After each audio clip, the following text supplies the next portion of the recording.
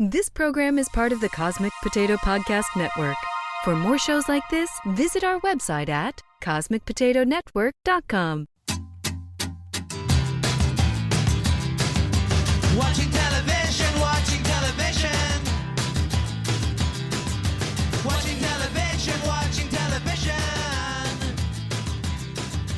I need all the image, I need all the sound. I know the info right into my mind. Hey everybody, welcome back to Trial by Pilot. This is the show where we judge an entire series of television and the work of hundreds on one episode. I'm Bill Lynch. I'm Elizabeth Lynch. We are fresh off our third anniversary show, entering year 4 of Trial by Pilot. Yeah. Do you have a new season resolution? Do you? I think it's going to be make you watch more crime shows, less sci-fi, Mine's gonna be less superhero, Mine's gonna be more anime. less anime. Yeah, I think mine is going to be just make Bill watch all the shows that I want to watch. Hey, most of the superhero, like straight superhero shows we've watched have been pretty good. The Boys. I didn't watch that. I know, but you admit the pilot was good, right? Yeah. What was the other one? That was kind Umbrella of Academy. Umbrella Academy. You Okay, I enjoyed? loved that. WandaVision. I did like WandaVision a lot. These are all superhero shows. Okay. But I don't want to watch more of them. Okay. I want to watch more of The Capture, more Dublin Murders. Give me more of that. I'm trying to think of another one, and I can't. We also watched so many of Moving my those. hands. No one can see it. Capitani we just finished. Yeah. We watched plenty of those. All right. But today we're watching another superhero show. Yeah, exactly. We're talking about The Falcon and the Winter Soldier on Disney Plus. Because once Bill got one Marvel thing in there, he's like, all right, I'm going to keep making Elizabeth watch more of these. Listen, this is what the people want. Is it? I don't know. What do the people want? Simon, tell us. What do you want? Did Simon request this? Did you have too many high noons before recording this podcast? No. Relax. I would like to talk a little bit about WandaVision after we go through this pilot, just to do a little compare and contrast since we haven't really talked about that and we finished WandaVision. Yeah. Season 1. But we can talk about that after The Falcon and the Winter Soldier, which, by the way, is a little bit long of a title. Yeah, it's a mouthful. Yeah. It's like... I feel like WandaVision was so clever. Oh my gosh. This is such a side note, but I was at the physical therapist today, and there was a poster on the wall, like an anatomy, like the whole like muscle system. Did it have a dick? No. No. But it looked like Vision. Like his face was Vision. I was like, oh my God, but I didn't. Like I almost said it out loud, and then I was like, don't say that. Don't say that here.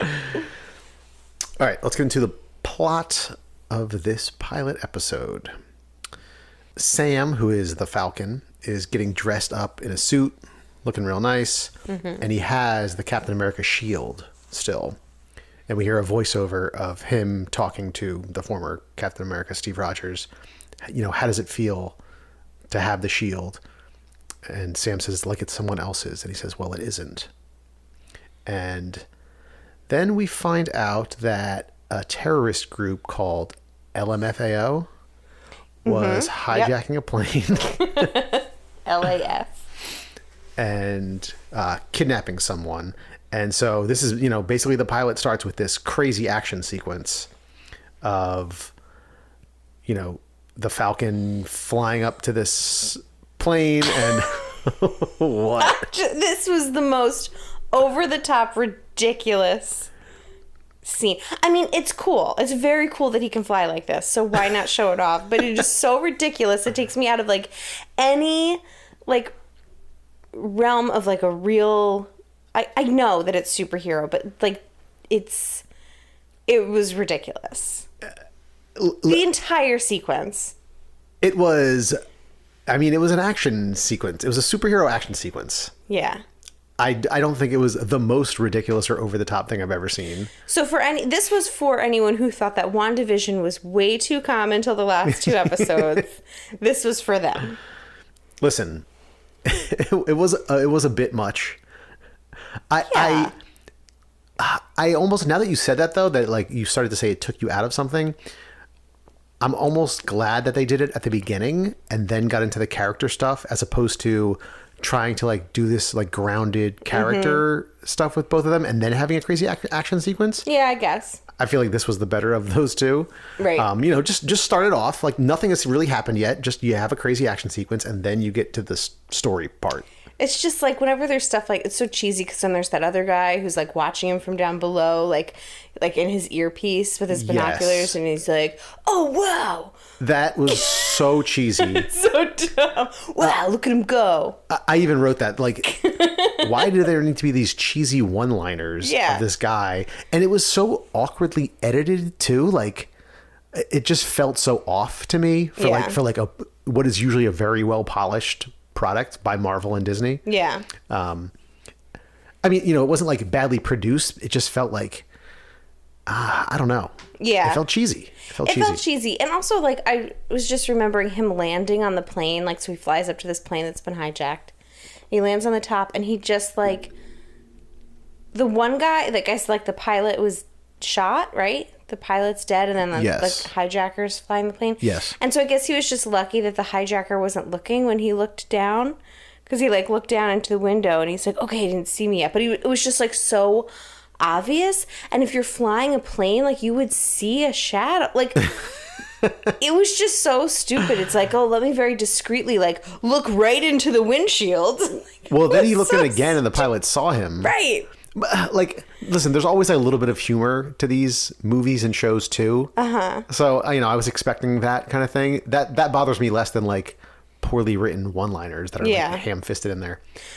Listen, I don't know what I'm expecting. I'm not going to tell you, like, what did I want? What did I want him to do? How did I want him to sneak up on the plane? I don't have an answer for that. I just thought this was so stupid. And then he, like, flew through, like, the doors, like, through The one helicopter? side. Oh, that was cool. Oh, my God. Like, that's, you know, I know. But this, there's so many superheroes and there's so many television shows now that deal with this. too many, would You you want say? to see them utilize their abilities or powers like in interesting ways rather than just be like strong guy, you know? Yeah. So there were a couple times like where he was using his flight and his wings as like shields or like you know, pulled them in and then took them back Right. out at the right time. Like, you know, that's what superhero action fans want to see. Right. I'm not that person. And like he had very cool abilities. And that's very cool that he could do all those things. I just happen to think like it just makes me roll my eyes when it's like Sure. so much in this like perfectly like choreographed sequence. It's Sure, just like, sure. oh my God. Then we find out that there's this terrorist group, but then there's also another terrorist group called the Flag Smashers. And basically their whole ideology is that the world was better during the blip that wiped out half of humanity. Yeah. They're like, make America blip again. It's just Talking about cheesy one-liners. Oh, really? You didn't write that one beforehand? No, I didn't. You can check my I notes. know. And so they want like a unified world without borders, basically. And we find out Sam is going to DC to give the shield to the U.S. government. It goes up into some museum or monument behind some glass. And, you know, he's asked why he didn't take up the mantle. And he's like left behind the scenes, just kind of like looking at the shield, like wondering if he did the right thing. So, was the whole thing that, like, Captain America, what was his name? Steve Rogers. That Steve Rogers wanted Sam to be the next Captain America? Yeah, so at the very end of the last movie, spoiler alert for the last couple Avengers movies, I guess, there's like some time travel stuff. Okay. And Steve Rogers originally is from, I don't know, like the 40s. And he's frozen and then comes back to life in present day. Well, in this most recent Avengers movie, they go back in time and he decides not to come back. He stays back where he was supposed to be living. Captain America does. Yeah, like through the 20th century. And so Okay. at the end of the movie, you know, it's 2020 and they're all back in regular time, but he shows up as an old man. You know, he was, I don't know, 80 at that point or something. Okay. And so he passes on the shield to Sam and, you know, passing on the torch kind of thing. But does that mean that Sam would have to then not be the Falcon because he's Captain America? Then does he have to pass on the Falcon? No, I don't think there's any tradition like that. Would you rather be? Captain America, because Captain America actually has superhuman abilities. The Falcon is just, he just has a cool Falcon suit. So, but Like Steve Rogers is actually super strong and agile and things like that. then does that mean that anyone who wears that suit No. is that? Okay. His origins are from another. So then how do you pass that on to be the next You don't. He was Captain just passing on the shield, the symbol. Oh. Yeah. All right. Listen, be patient with me. I've only seen Winter Soldier, which happens to center around Captain America, but I don't remember it. And one of the protagonists of the show, Right. James Bucky Barnes, the Yeah. titular Winter Soldier. It's been so long since I've seen it that like I was so confused. Thank goodness you were here Well, to explain the show to me. yeah, I mean, we're really going through this very slowly. Yeah. But I'm always curious, like, this show is so specific in some of its storytelling. Like, I feel like you need to have seen the movies, which, like, so many people have. But I also felt that way about WandaVision. But so many people watched and liked it that never saw the movies, including you.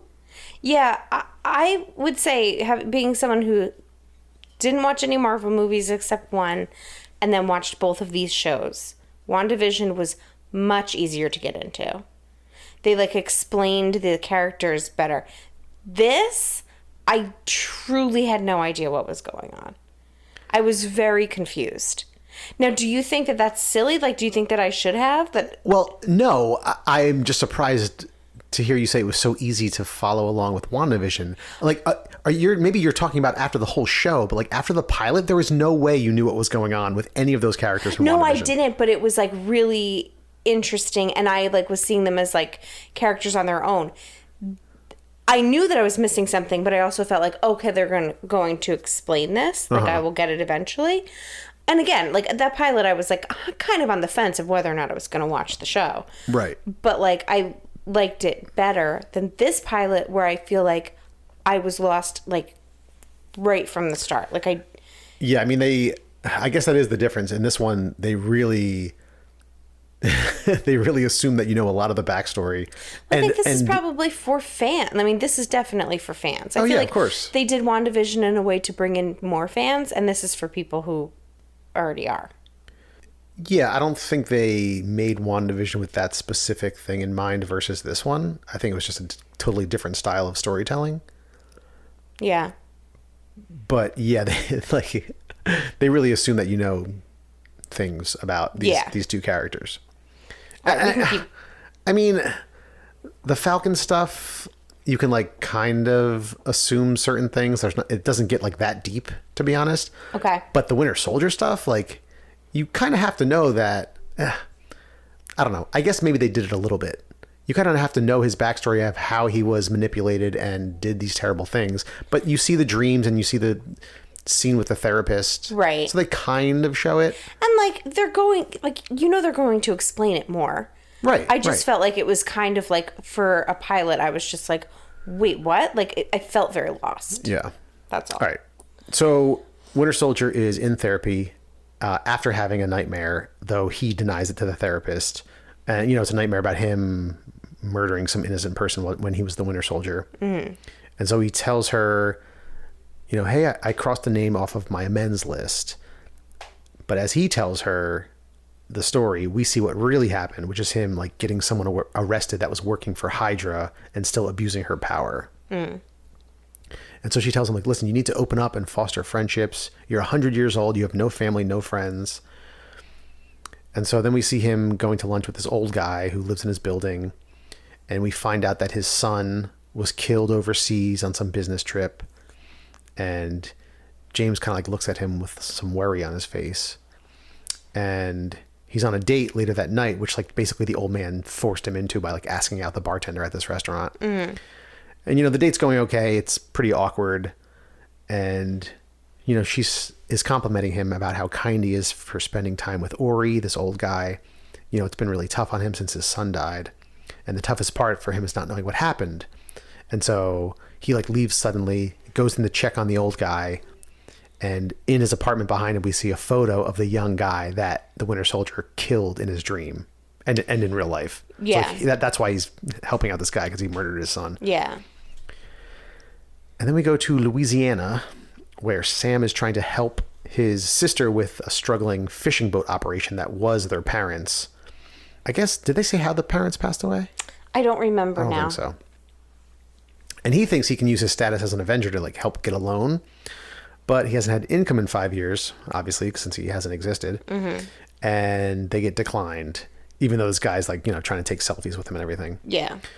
And so, you know, there's a bunch of arguments between the two of them, but he's like, he's not going to give up on this. Meanwhile, his military buddy, the guy from the first action scene, finds out about something happening with this terrorist group, the Flag Smashers. And so he goes to this location that's been broadcast, and everyone there puts on a mask, the same mask, as this like big masked leader guy emerges from a building with 2 duffels full of money. And, you know, there's chaos. Like the police are running around trying to catch him as he's like passing the duffels to other people with the same mask. And then he's like fighting off the police, and he has seemingly like superhuman strength. He like kicks some guy and he goes flying across the street. And then the military guy tries to stop him, but gets knocked out. And so later that night or the next night, he sends Sam the footage, and they're talking about it just as his sister runs in and turns on a press conference. And I don't know who it was, either the U.S. president or somebody in the government is announcing that America needs a new symbol of hope, a new hero, a new Captain America. And they shuffle out some really dopey looking guy in a Captain America costume. So doofy looking. Yeah, wielding the shield. Like the a Captain America cartoon shield. face. Yeah. I saw a meme online that was like, what you ordered, and it's Chris Evans as Captain America, and then it's like what you get from Wish.com, and it's this doofy guy. Wish. That's so funny. And that was the pilot to The Falcon and the Winter Soldier. What did you think? I mean, I think if I was not sitting with you watching it, I would have been so lost. Even having seen a movie before, like, I kept thinking that Bucky Barnes and Steve Rogers, right? That's his name? Were the same like, I kept thinking that Bucky Barnes was Captain America. So I was confused by so much. But that's just also, like, my memory was just bad. But I didn't feel like they explained it that well. Yeah, who anyone was. It's tough. I feel like they're making assumptions, and maybe rightfully so, because so many people have seen all of these movies. They're like the biggest movies ever.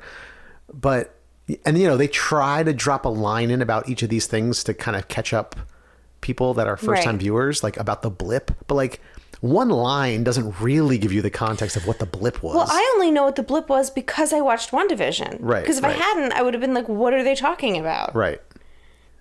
And I didn't even think it was that clear to me that the Falcon or that Sam was gone for 5 years. Yeah. I mean, you know, they make it clear during the bank scene that he was gone. Right. But not before that. It's a weird thing to have a show that's like so entrenched in the middle of all this storytelling already. Yeah. That has to make so many assumptions. I'm curious if there's like someone else who hasn't seen all of these movies, if they had a better time understanding it than I did. And if it was just me. Because I'm not always, we've talked about this before, like I feel like I'm not always good with certain kinds of shows. Like it takes me a minute to like let all the pieces fall into place. Yeah. When there's a lot of different stuff going on. I don't know. I mean, do you feel like... It makes me sound dumb, but I'm not. Like. Do you feel like the characters worked in this pilot even without knowing like the full context of their backstories?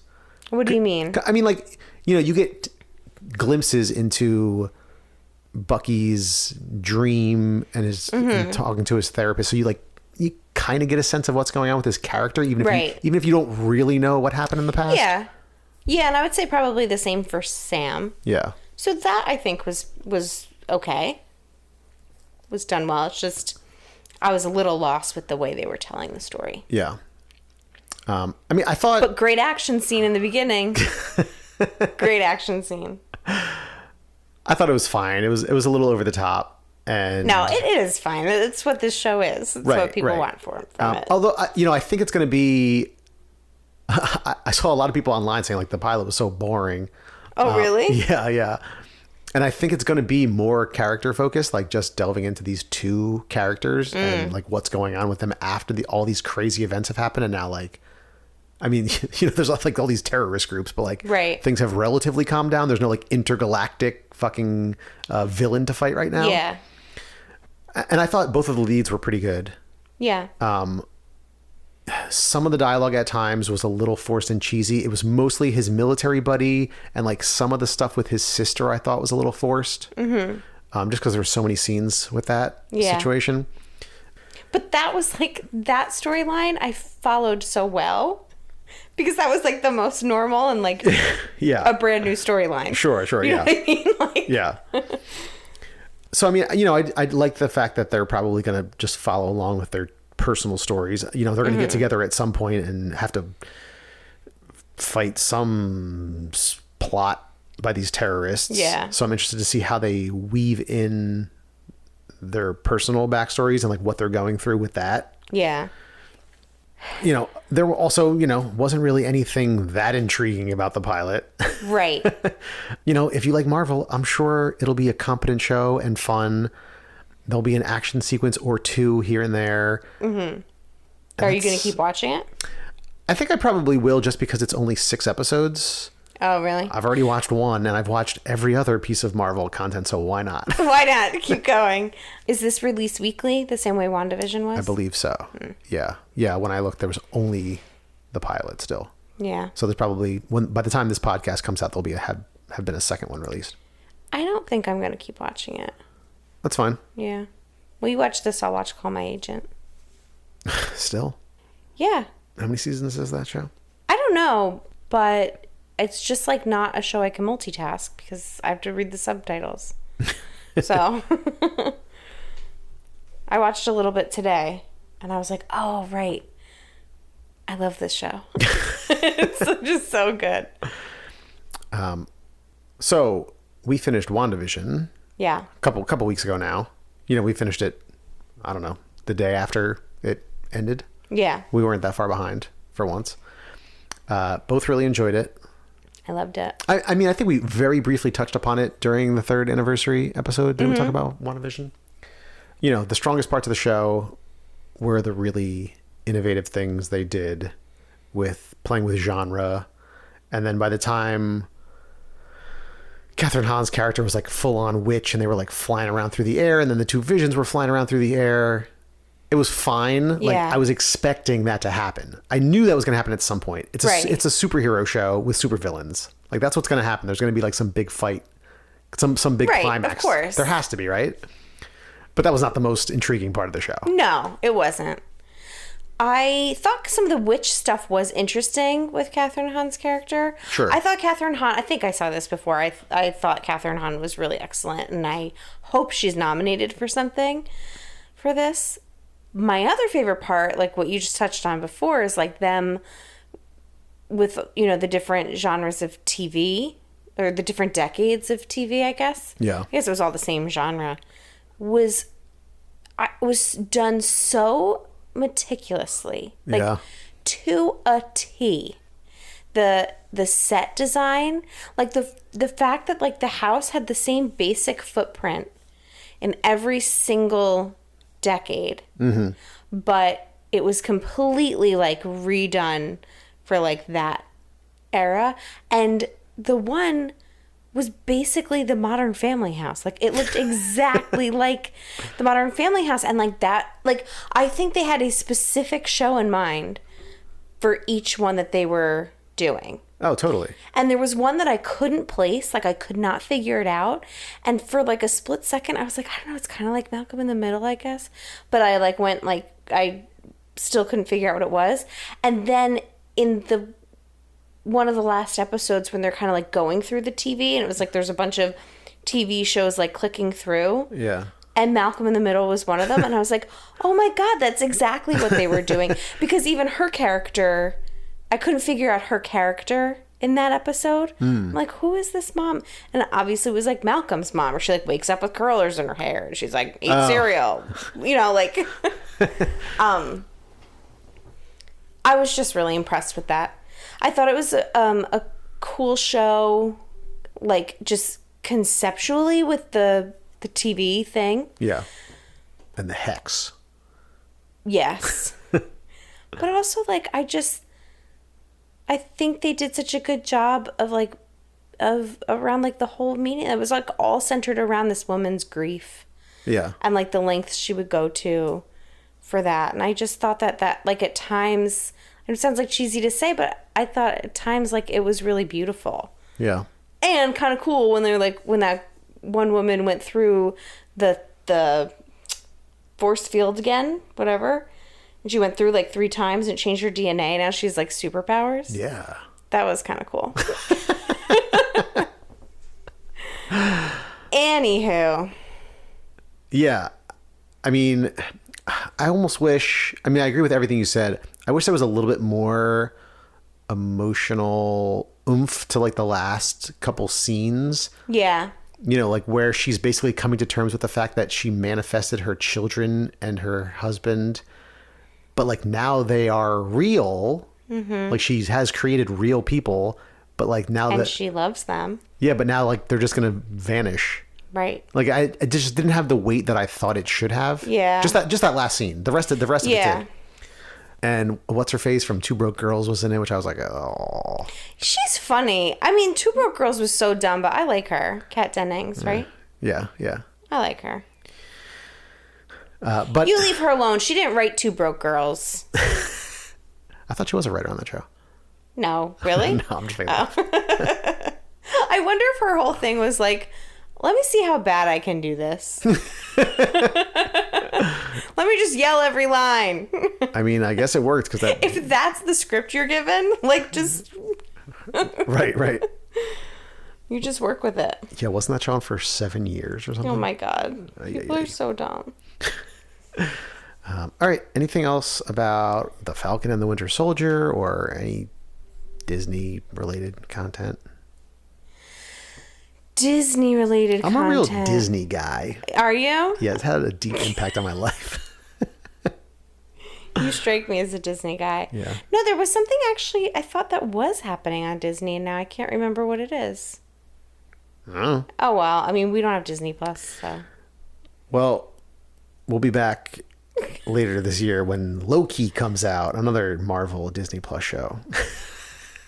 Are we really? Are we gonna watch all of these? Now, who's Loki? Can you just explain to me who that is? Because I've heard that name. That's Thor's brother. That's Thor's brother. Chris Hemsworth's brother. That's Marvel too? Yes. So does Marvel just have like every single character Not in the Superman, the Batman, zeitgeist? Wonder Woman. Is zeitgeist the right word? I don't know.